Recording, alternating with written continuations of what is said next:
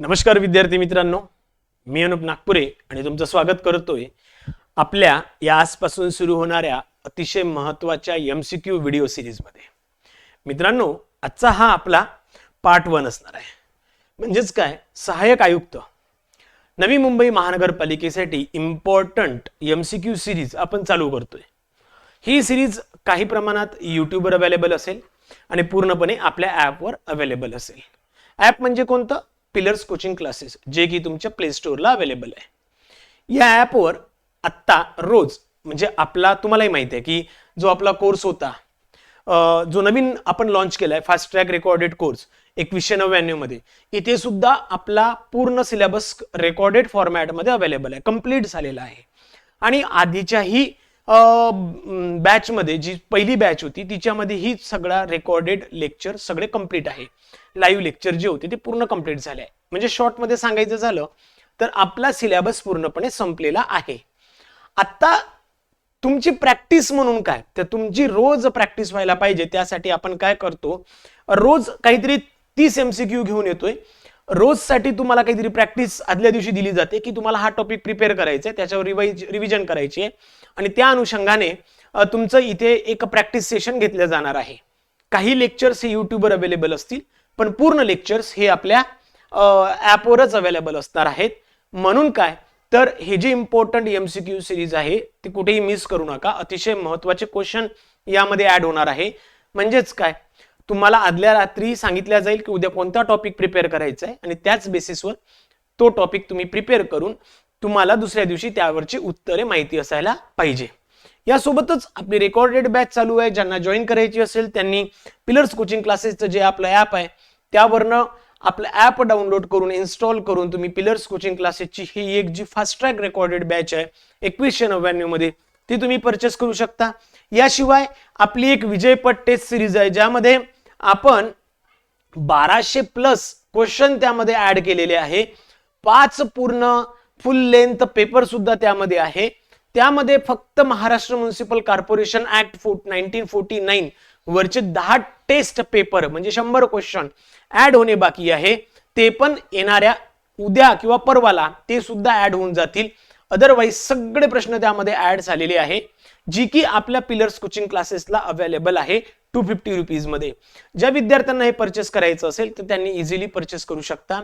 आणि जो तुमचा सहाय्यक आयुक्ताचा जो अभ्यास चालू आहे, जो तुम्ही स्टडी चालू केला, हा तुम्ही अजून इझी करू शकता. ओके. किंवा कोणालाही काही अडचण येत असेल नोट्ससाठी किंवा या पर्टिक्युलर कोर्ससाठी दिलेल्या नंबरवर तुम्ही व्हॉट्सअप करू शकता, कॉलही करू शकता. तुम्हाला सर्व माहिती इथे मिळाल्या जाईल. क्लिअर? तर मग आपण चालू करतोय आजपासूनचे सुरू होणाऱ्या व्हिडिओ सिरीजचे प्रश्न उत्तरे. क्लिअर?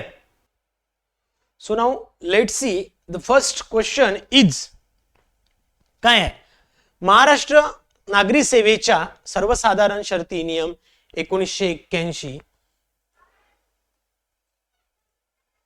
ओके 1981 कोणत्या तारखेपासून लागू झाले? From which date did the Maharashtra civil services general condition of services rules 1981 come in to the force? Okay, चला पटकन सांगा. जे की म्हणजे गव्हर्नर ऑफ महाराष्ट्राने काय केलं होतं की आर्टिकल 309 च्या अंतर्गत कॉन्स्टिट्यूशन ऑफ इंडिया मध्ये, ओके, आर्टिकल 309 च्या अंतर्गत अशा पद्धतीची एक फ्रेमिंग केली होती. आणि हे रूल साधारणतः 23 जुलै 1981 ला याच्यावर साईन झाली होती आणि हे फोर्स मध्ये आले होते. कधी आले? ऑलमोस्ट सगळ्यांचं करेक्ट उत्तर आहे बरोबर, 15 ऑगस्ट 1981 ला. 100% करेक्ट उत्तर आहे. फक्त तुम्हाला व्यवस्थित लक्ष ठेवायचं आहे की आपण नेमकं काय उत्तर देतोय. क्लिअर? आणि आपले आउट ऑफ 30 किती करेक्ट येतात, आउट ऑफ 30 किती करेक्ट येतात हे सुद्धा तुम्हाला माहिती असायला पाहिजे. क्लिअर? चला नेक्स्ट. सेवेत कायम होण्यापूर्वी किंवा सेवेत चालू राहण्यासाठी काय अनिवार्य आहे? What is mandatory for substantive appointment और कॉन्स्टिट्यूशन इन सर्व्हिसेस? वय 18 पेक्षा जास्त असायला पाहिजे. शारीरिक पात्रतेचे प्रमाणपत्र म्हणजेच मेडिकल सर्टिफिकेट, विभागीय परीक्षा उत्तीर्ण होणे, शैक्षणिक पात्रता. काय करेक्ट आहे पटकन सांगा.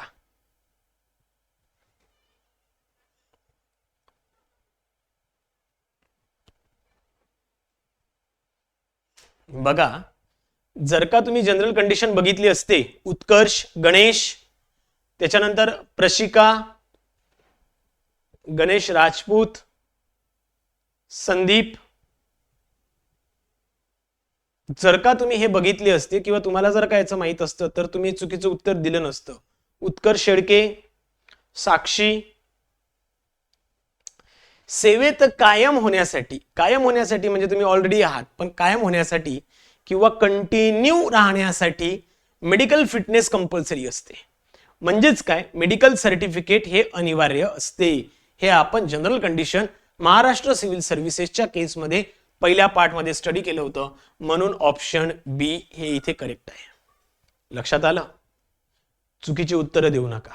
ओके, चला, ज्यांचे आन्सर चुकीचे आहेत त्यांचंच नाव घेतलं जाणार, ज्यांचे करेक्ट आहे त्यांचं नाव घ्यायचा प्रश्नच नाही.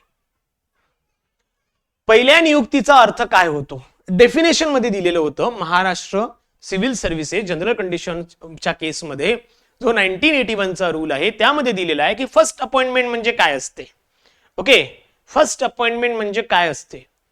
आन्सर पटकन सांगा, काय होते? ज्याने यापूर्वी काम केले आहे, ज्याने यापूर्वी कोणत्याही पदावर काम केलेले नाही, कंत्राटी कर्मचारी किंवा यापैकी कोणतंही नाही. Okay, come on fast. Okay, चला बघा, अजूनही म्हणजे सिंपल आहे.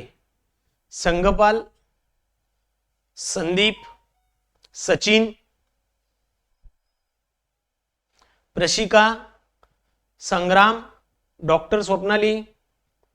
ओके, फर्स्ट अपॉइंटमेंटचा अर्थ काय होतो किंवा फर्स्ट अपॉइंटमेंट म्हणजे काय?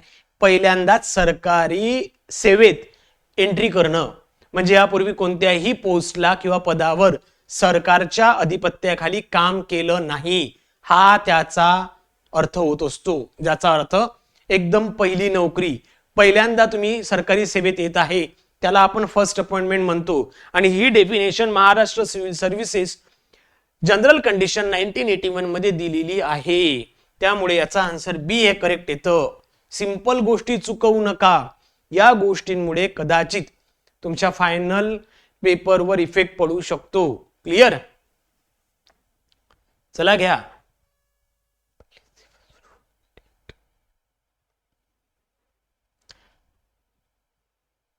वित्त विभागाच्या सहमतीशिवाय कोणत्या प्रकारचा अधिकाराचा वापर करता येत नाही? What kind of power can not be exercise without the consent of financial department? रजा मंजूर करणे, नियमांचे शिथिलीकरण किंवा प्रत्यजन, बदली करणे, शिस्तभंगाची कारवाई करणे.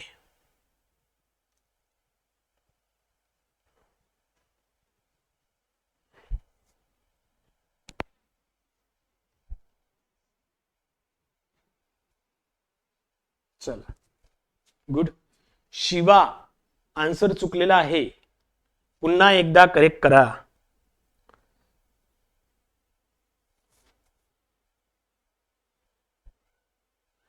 चला, ऑलमोस्ट सगळ्यांचं बरोबर आहे. काय होतं की फायनान्स डिपार्टमेंटची कन्सेंट शिवाय रूल्स रिलॅक्स किंवा पॉवर डेलिगेट करता येत नसते, कारण त्याचा फायनान्शियल काय म्हणू शकतो मी, त्यामध्ये इम्प्लिकेशन्सवर परिणाम होऊ शकतो. त्यामुळं काय की फायनान्शियल डिपार्टमेंटच्या किंवा वित्त विभागाच्या परवानगी शिवाय नियमांचं शिथिलीकरण किंवा प्रत्योजन म्हणजेच रिलॅक्सेशन किंवा डेलिगेशन ऑफ रूल्स करता येत नाही. क्लिअर? ऑप्शन बी करेक्ट येतो. ओके, चला नेक्स्ट. खालीलपैकी कोणता लघुदंड नाही? Which of the following is not the minor penalty? Censure, निंदा करणे, वेतनवाढ रोखणे, पदोन्नती रोखणे, सेवेतून बडतर्फ करणे. ओके, खूप सिंपल आहे, खूप सिंपल उत्तर आहे. चला, फिफ्थ. आता सगळ्यांनीच हे उत्तर द्यायला पाहिजे, बरोबर आहे की नाही? डिसिप्लिन अँड अपील मध्ये दिलेला आहे, डिसिप्लिन आणि अपील मध्ये दिलेला आहे की कोणता मायनर पेनॉल्टी नाही आहे. चलो, गुड. चला, जवळपास तुम्ही जर का बघितलं ही पण एक मायनर पेनॉल्टी आहे, ही पण मायनर पेनॉल्टी आहे आणि ही पण मायनर पेनॉल्टी आहे. पण सेवेतून बळतर्फ करणं, ओके, डिसमिसल करणं ही काय मायनर पेनॉल्टी नाही, हे कुठं जातं, मेजर पेनॉल्टी मध्ये जात असते. क्लिअर? त्यामुळं डी ए करेक्ट येणार. डी ए करेक्ट येणार.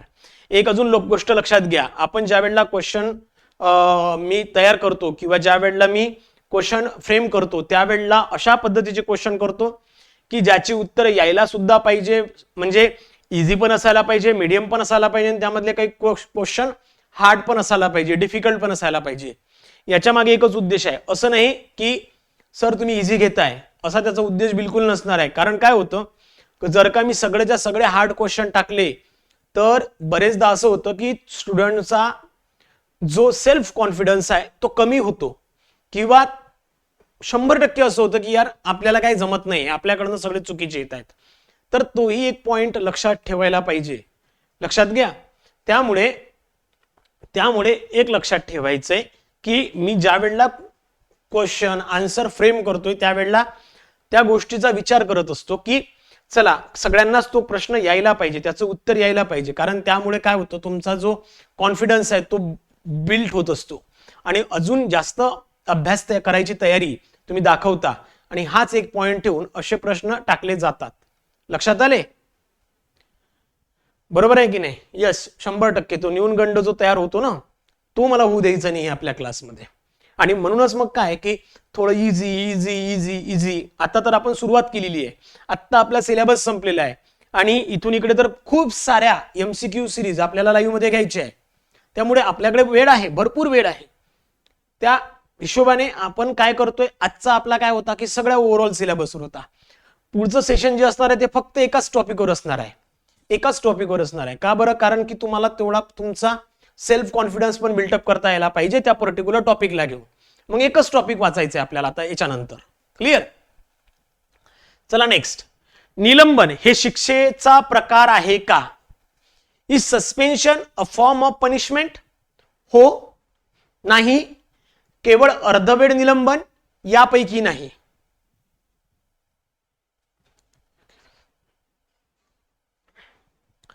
निलंबन हे शिक्षेचा प्रकार आहे का?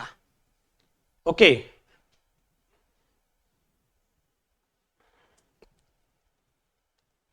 आता हा जो प्रश्न आहे हा या आधीही एक्झामला विचारला गेला होता.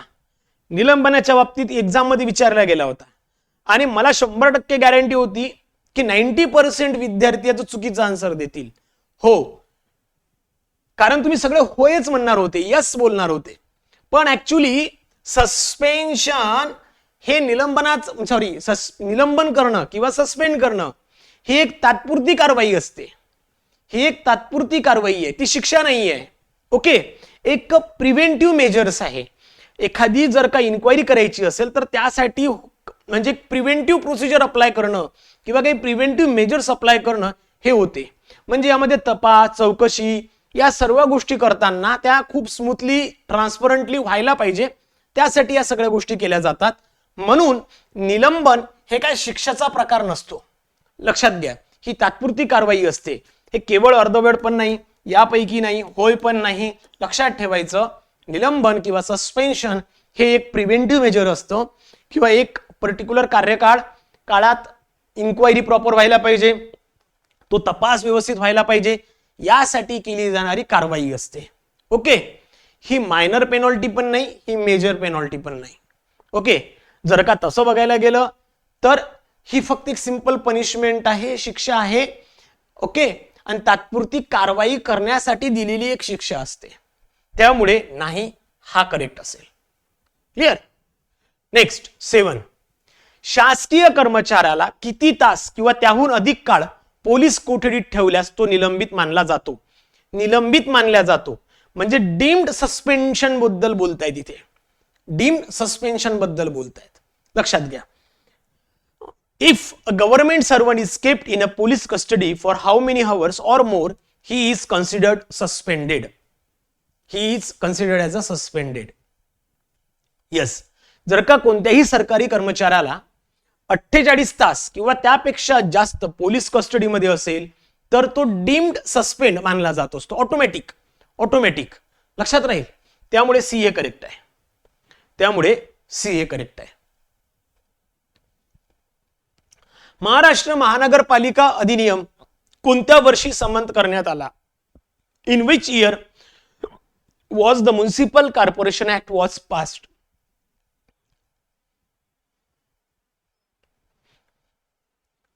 आय नो तुम्हा सगळ्यांना याच्या नोट्स मिळाल्या असतील. सगळ्यांकडे या नोट्स असायला पाहिजे किंवा सर्व सिलेबसच्या सर्व नोट्स तुमच्याकडे असतील अशी अपेक्षा आहे. ज्यांच्या कुणाकडे त्या नोट्स नसतील त्यांनी मला मेसेज करा. ओके, व्हॉट्सअपला मेसेज करा. तुम्हाला तुमच्या नोट्स मराठी आणि इंग्लिश दोन्ही केसमध्ये मिळून जातील.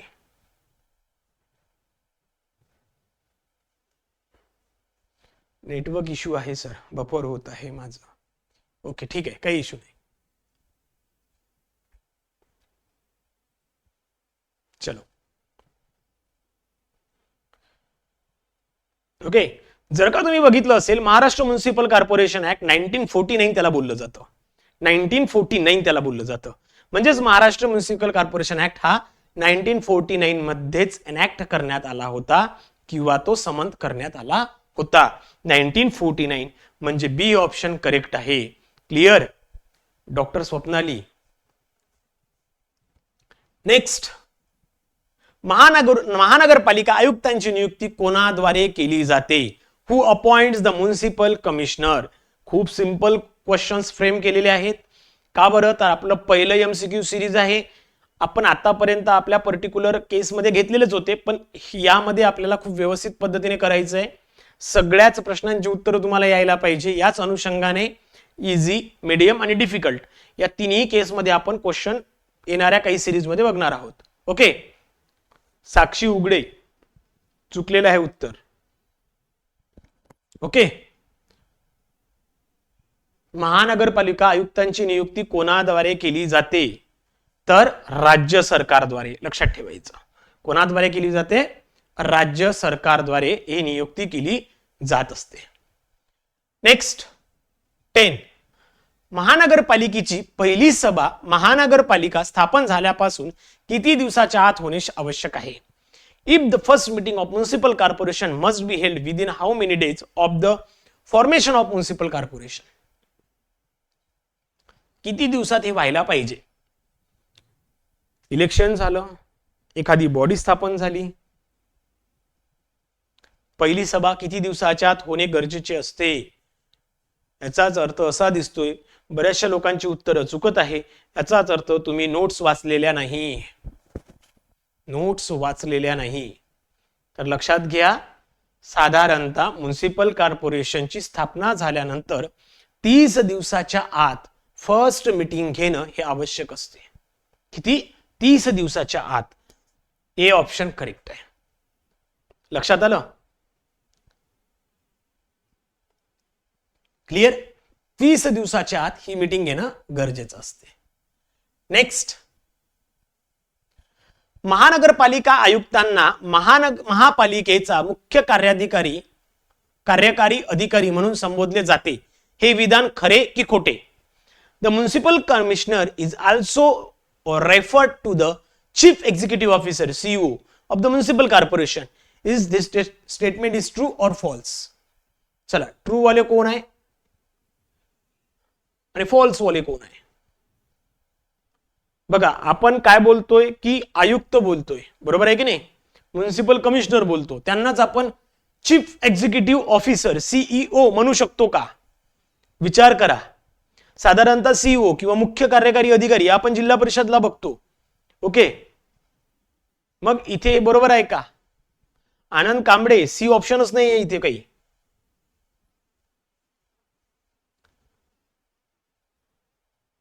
काही जण खोटं म्हणतायत, काही जण खरं म्हणतायत.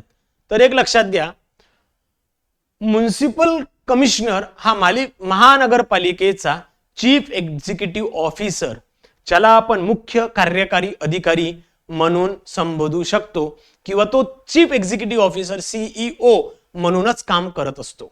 त्यामुळं दिलेलं विधान हे अगदी बरोबर आहे, त्यामध्ये कुठेही चुकीचं नाही. Clear? 12 number. As per MRTP Act 1966, Section 52 to 54 are based on which principle? MRTP act कायदा 1966 नुसार कलम 52 ते 54 कोणत्या तत्वांवर आधारित आहे? Natural justice, plan development, acquisition की कॉम्पेन्सेशन?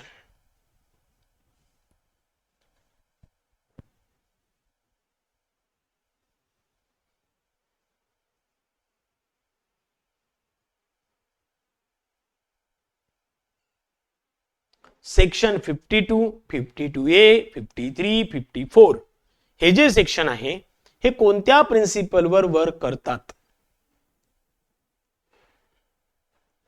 आता बरेचसे लोक माहित आहेत, हे तर माहिती आहे तुम्हाला की ही सी नाही आहे, डी पण नाही आहे, कन्फ्यूज आहे ए मध्ये आणि बी मध्ये. नॅचरल जस्टिस आहे की प्लान डेव्हलपमेंट आहे?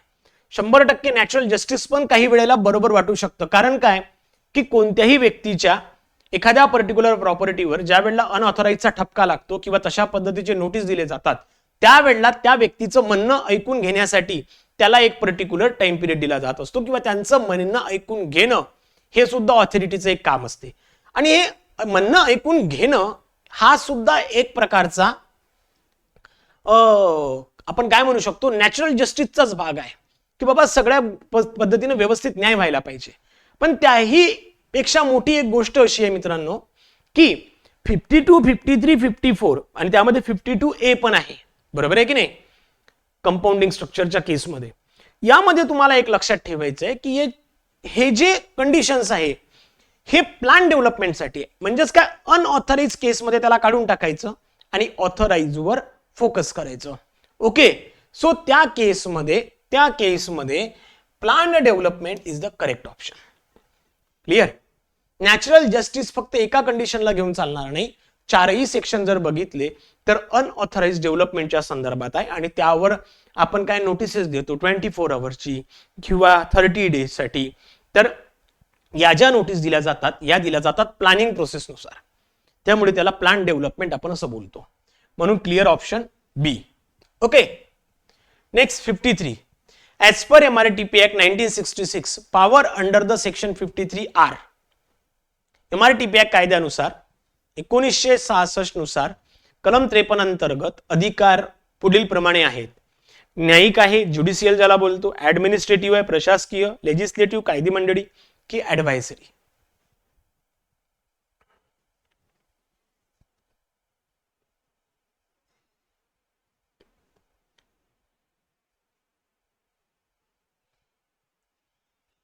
ओके, लेजिस्लेटिव्ह नाही, ऍडवायझरी नाही. तुम्ही कदाचित कन्फ्युज होऊ शकतात, लक्षात घ्या. संग्राम पाटील, ओके, ए आणि बी मध्ये पण एक गोष्ट लक्षात ठेवायची की MRTP ऍक्ट सेक्शन 53 मध्ये ऑथॉरिटीला अनऑथराइज डेव्हलपमेंटवर नोटीस देणं, ऍक्शन घेणं, म्हणजेच ते अनऑथराइज स्ट्रक्चर डिमॉलिश करणं किंवा रिमूव्ह करणं असे पॉवर दिले जात असतात. आणि हे सर्व पॉवर एक्झिक्युशन आणि इम्प्लिमेंटेशन टाईपवर काम करत असल्यामुळं ऍडमिनिस्ट्रेटिव्ह हा शब्द इथे एकदम परफेक्ट जुळतो. सेक्शन 53 काय सांगतो हे तुम्हाला आधी माहित असायला पाहिजे की सेक्शन 53 काय सांगतो. ऑथॉरिटीला अनऑथराइज डेव्हलपमेंटवर नोटीस देण्याच्या संदर्भात हा सेक्शन 53 आहे. त्यावर ऍक्शन घेणं, नोटीस दिल्यानंतर ऍक्शन घेणं म्हणजे त्याला डिमॉलिश करणं किंवा त्याला रिमूव्ह करणं हे त्याचं मेन काम आहे. आणि अशा पद्धतीच्या पॉवर त्या सेक्शन 53 अंतर्गत ऑथॉरिटीला दिले जातात. आणि हे सर्व एक्झिक्यूट करताना किंवा ही प्रोसेस इम्प्लिमेंट करताना या ऍडमिनिस्ट्रेटिव्ह नेचर मधनं हे काम केलं जातं, त्यामुळे याला ऍडमिनिस्ट्रेटिव्ह असं आपण म्हणू शकतो. म्हणून बी correct. 14. As per MRTP Act 1966, who grants development permission under the section 52?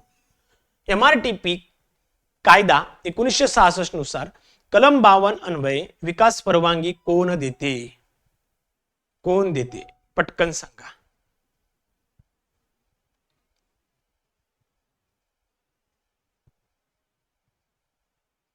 Exactly बरोबर आहे. प्रशिका चुकलंय. स्टेट गव्हर्नमेंट कसं काय देणार आहे? सेक्शन 52 हा डेव्हलपमेंट प्लॅनच्या संदर्भात आहे, अनऑथराइज स्ट्रक्चरच्या संदर्भात आहे. एखाद्या शहराच्या संदर्भात आपण म्हणू शकतो तर MRTP ऍक्ट 1966 नुसार डेव्हलपमेंट परमिशन देण्याचा अधिकार हा तिथल्या प्लॅनिंग ऑथॉरिटी म्हणजेच नियोजन प्राधिकरणाला असते. क्लिअर? म्हणून बी करेक्ट. नेक्स्ट 15. महाराष्ट्र लोकसेवा हक्क अधिनियम 2015 चा मुख्य उद्देश काय आहे? What is the main objective of the Maharashtra right to public service act 2015? पटकन सांगा.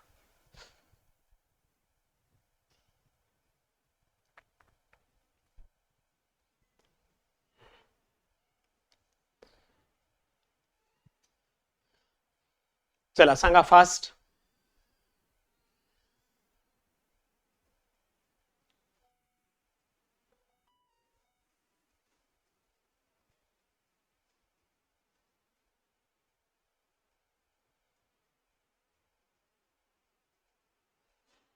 चलो गुड. नागरिकांना पारदर्शक, कार्यक्षम आणि कालबद्ध सेवा प्रदान करणं म्हणजे सी करेक्ट. चला गुड. चला एकाचं तर आन्सर करेक्ट आलं सगळ्यांचं. 16. जर नियुक्त अधिकारी विहित वेळेत सेवा देण्यात अपयशी ठरला तर त्याला किती दंड होऊ शकतो?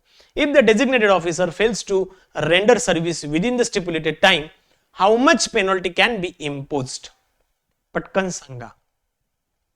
500, 1000, 1000 ते काय 500 रुपये, 1000 ते 5000 पर्यंत, 1000 किंवा 50,000, 10,000 किंवा 50,000.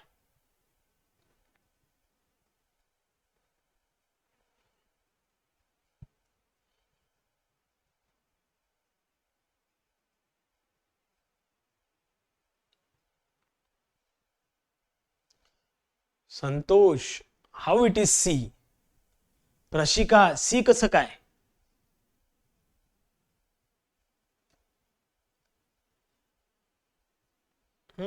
आनंद, how it is C? Doctor Swapnali, A कसं काय?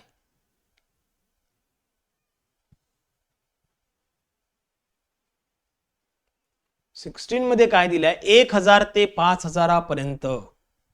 बी करेक्ट आहे. 1000 ते 5000 पर्यंत. लक्षात आलंय का? 1000 ते 5000 पर्यंत.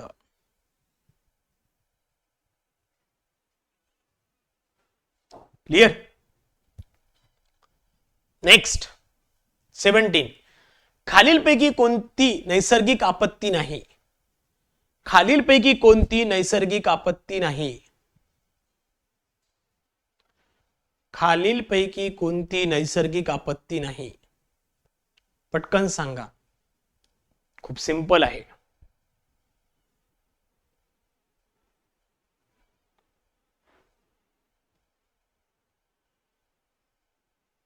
आनंद कांबळे, ए जे उत्तर दिलंय तुम्ही हे नैसर्गिक आपत्ती नाही का? हे नैसर्गिक आपत्ती नाही का? भूकंप कोणती आपत्ती आहे? मॅनमेड आहे का? पण औद्योगिक अपघात, इंडस्ट्रियल ऍक्सिडेंट हे काय नैसर्गिक आपत्ती नाहीये. बरोबर आहे? हा मॅन्युअल फेल्युअर असू शकतो किंवा मशिनरी फेल्युअर असू शकतो, but it's not the natural disaster और नॅचरल कॅलॅमिटीज. नेक्स्ट 18. आपत्ती व्यवस्थापन चक्रातील पहिला टप्पा कोणता?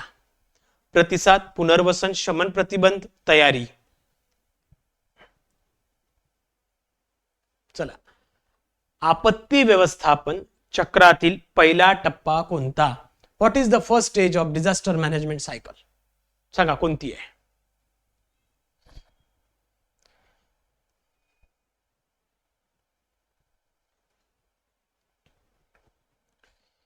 How it is D? Sakshi, Avdhoot. D कसं काय? एकदम तुम्ही तयारीच कसं कराल? त्याच्या आधी काही प्रिव्हेन्शन प्रोव्हाइड कराल, काही त्याला त्याच कमी करण्यासाठीची जी काही प्रोसेस असेल ती तुम्ही बघाल. बरोबर आहे? प्रशिका, पुन्हा चुकलंय. It should be C. शमन आणि प्रतिबंध. शमन आणि प्रतिबंध हा पहिली कंडिशन असेल. मिटिगेशन आणि प्रिव्हेन्शन, येणाऱ्या आपत्तीला कोण्या पद्धतीने थांबवता येईल किंवा कमी करता येईल ही. त्याच्यानंतर मग आलं प्रिपेअर्डनेस 1, 2 आणि मग त्याच्यानंतर 3 आणि सगळं झाल्यानंतर मग पुनर्वसन 4. क्लिअर. चला पुढे जाऊ. भूकंपाची तीव्रता मोजण्यासाठी कोणती उपकरण वापरतात? Which instrument is used to measure the intensity of an earthquake? Barometer, seismograph, thermometer, हायग्रोमीटर.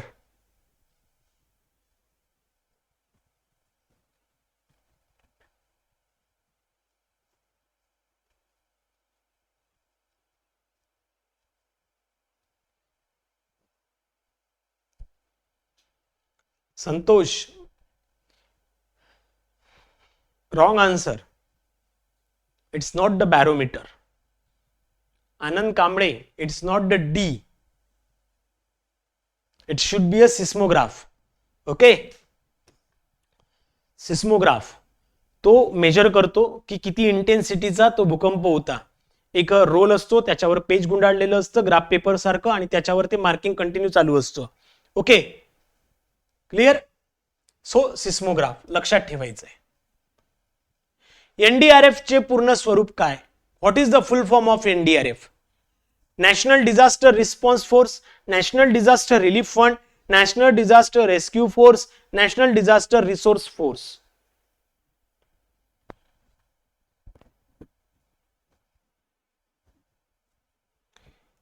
NDRF means what?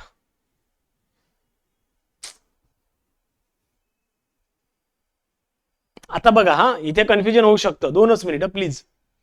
National disaster relief fund हा सुद्धा एनडीआरएफच आहे आणि हा सुद्धा एनडीआरएफच आहे. आता जर का एक प्रश्न आले अशा पद्धतीचा, तर तुम्ही कदाचित कन्फ्युज होऊ शकता आणि 100% आहे हे तर नाहीच आहे. पण आपल्या डिझास्टर मॅनेजमेंट जो ऍक्ट आहे त्यामध्ये दोन्ही गोष्टीला एनडीआरएफ हे संबोधलं आहे. पण इन जनरल केसमध्ये आपण एनडीआरएफला फोर्स म्हणून संबोधत असतो. त्यामुळे नॅचरल डिझास्टर रिस्पॉन्स फोर्स हा शब्द लक्षात ठेवा. आणि जर का असं आलं तर मला फक्त याच्यासाठी दाखवायचं होतं की जर का असा प्रश्न आला तर अशा वेळेला असे जे काही शब्द असतील हे तिथे नसतील. मी मुद्दाम यासाठी टाकलंय कारण काय की तुम्ही कन्फ्यूज व्हायला पाहिजे किंवा तुम्हाला माहिती असायला पाहिजे की बाबा या 2 केसमध्ये आणि इन केस असं जर का आलाय प्रश्न आणि ऑप्शन जर काही असतील तर फोर्सला फर्स्ट प्रिफरन्स द्यायचा आहे. क्लिअर. ज्यांनी बी दिलं त्यांचं पण करेक्ट मानतो मी आता, पण लक्षात ठेवा फोर्सला फर्स्ट प्रिफरन्स द्यायचा. नेक्स्ट, जागतिक आपत्ती जोखीम कपात दिवस केव्हा साजरा केला जातो? When is the International Day for Disaster Risk Reduction celebrated? आपत्ती कमी करण्याच्या संदर्भातला कोणता दिवस साजरा केला जातो जागतिक? पटकन पटकन.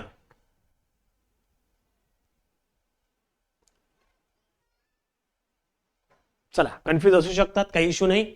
तर 13 ऑक्टोबर हा दिवस जागतिक आपत्ती जोखीम कपात दिवस म्हणून साजरा केला जात असतो. लक्षात असू द्या, ऑप्शन बी हा करेक्ट आहे.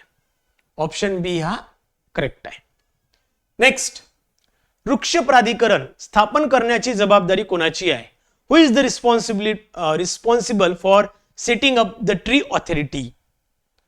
ट्री ऑथॉरिटी फॉर्म करणं कोणाची जबाबदारी असते? ट्री ऑथॉरिटी फॉर्म करणं ही कोणाची जबाबदारी आहे?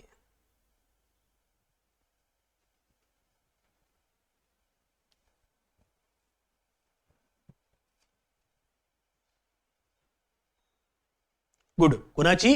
स्थानिक प्राधिकरणाची असते. महानगरपालिका किंवा नगरपालिका. ओके, तर ही त्यांची जबाबदारी असते की ते ट्री ऑथॉरिटी फॉर्म करतं. क्लिअर. त्यामुळे बी इज करेक्ट. साक्षी पुन्हा चुकल्यात. 23, वृक्ष प्राधिकरणामध्ये अध्यक्षांसह कितीपेक्षा जास्त सदस्य नसावेत? कलम 3 नुसार. How many members should not be in the tree authority including the chairman? including the chairman.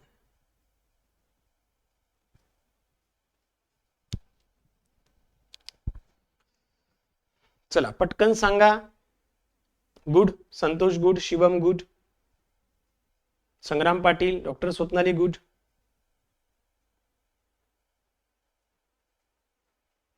चला बरोबर आहे, म्हणजे एवढ्या लोकांनी तरी बरोबर उत्तर दिली आहेत.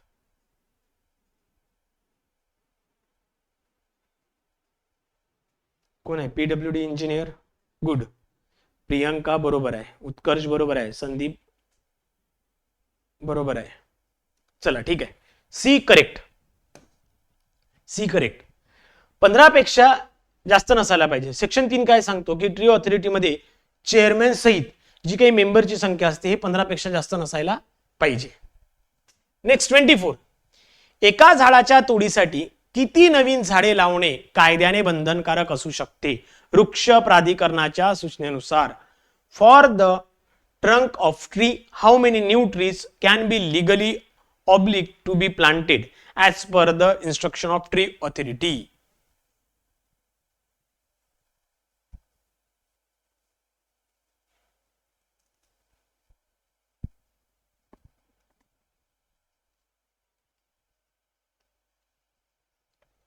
संग्राम पुन्हा कन्फ्यूज आहे. ओके. शिवम, संदीप पुन्हा कन्फ्यूज आहे. Answer C is correct. 3 किंवा त्याहून अधिक परिस्थितीनुसार 3 किंवा त्यापेक्षा जास्त वृक्ष लावावे लागतील. Clear. Next 25.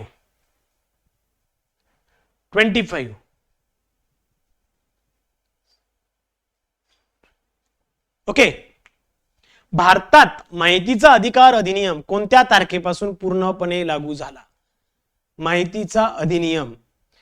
From which date did the right to information act come in to full force in India? पूर्णपणे कधी लागू झाला? पूर्णपणे कधी लागू झाला?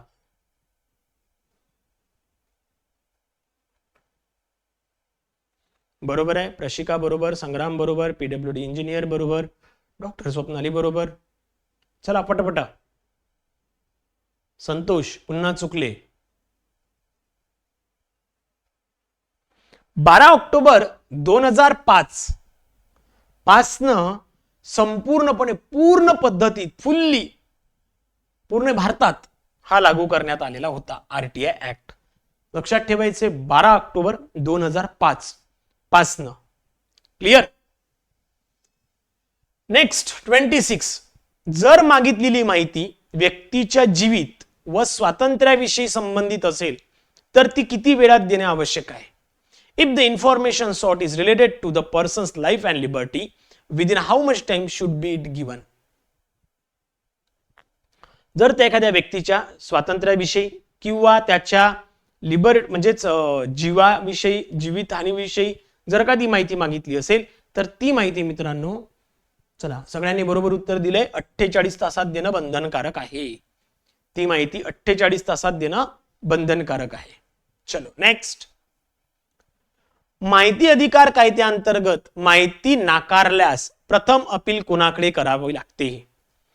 To whom does the first appeal have to be made if information is denied under the RTI Act? पहिली appeal कोणाकडे कराल?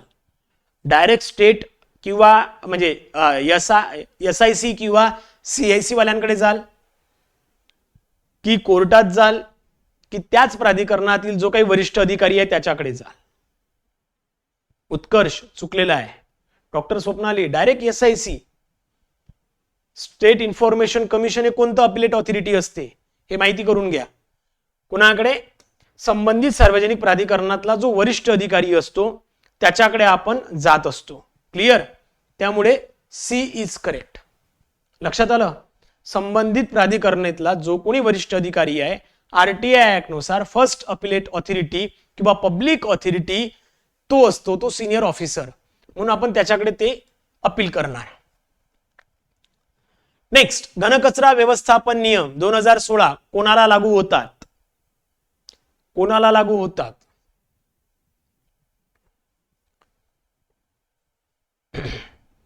To whom does the solid waste management rules 2016 apply?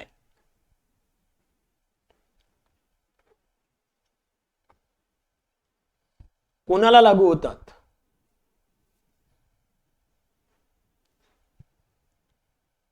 चलो good, option C is correct की जेवढेही अधिसूचित शहर असतील, स्थानिक संस्था असतील, म्हणजे ज्याला आपण अर्बन लोकल बॉडीज बोलतो, शहरं असतील, औद्योगिक वसाहती असतील, इथं सॉलिड वेस्ट मॅनेजमेंटचे रूल्स हे लागू होतात. त्यासोबतच जो काही इंडस्ट्रियल एरिया असेल, इस्टेट असेल, त्यांना सुद्धा हे लागू होतात. ओके, त्यामुळे ऑप्शन सी इज करेक्ट. 29 घनकचरा व्यवस्थापन नियम 2016 मध्ये कोणत्या प्रक्रियेला सर्वोच्च प्राधान्य दिले आहे? Which process has been given top priority in the solid waste management rule 2016? Landfill, incineration, पुनर्वापर आणि कंपोस्टिंग, ज्याला आपण 3R बोलतो, किंवा कचरा टाकून देणे, डम्पिंग गार्बेज.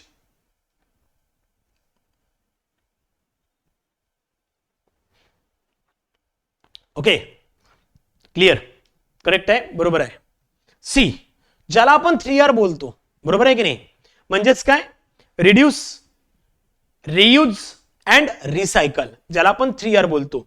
SWM चे जे काही रूल्स आहे, सॉलिड वेस्ट मॅनेजमेंट रूल्स 2016, यामध्ये 3R प्रिन्सिपलला सर्वात जास्त प्रायोरिटी दिलेली आहे. आणि लँडफिल, यामध्ये जो लँडफिल हा दाखवलेला आहे, हा सर्वात लास्ट रिसोर्ट सांगितलेला आहे. तोही लक्षात ठेवा, तोही लक्षात ठेवायचा की लास्ट रिसोर्ट कोणता आहे, लास्ट शेवटचा पर्याय कोणता आहे, तर तो लँडफिल आहे. मोठ्या प्रमाणात कचरा निर्माण करणाऱ्या कचरा प्रक्रिया करण्यासाठी काय करणे बंधनकारक आहे? What are the large waste generators obliged to do process waste? चला पटकन सांगा.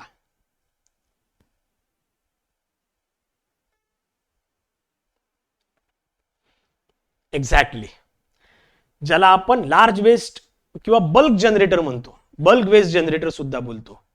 कोण कोण असतं बल्क वेस्ट जनरेटर? कोण आहे नॉर्मली? आणि बल्क वेस्ट जनरेटर कोणत्या पर्टिक्युलर व्हॅल्यूच्या वर डिपेंड असतं? पटकन सांगा. अवधूत सी कसं असेल रे बाळा? प्रशिका, मी काय म्हटलं? 100 टर पर डे, बरोबर आहे ना? 100 TPD.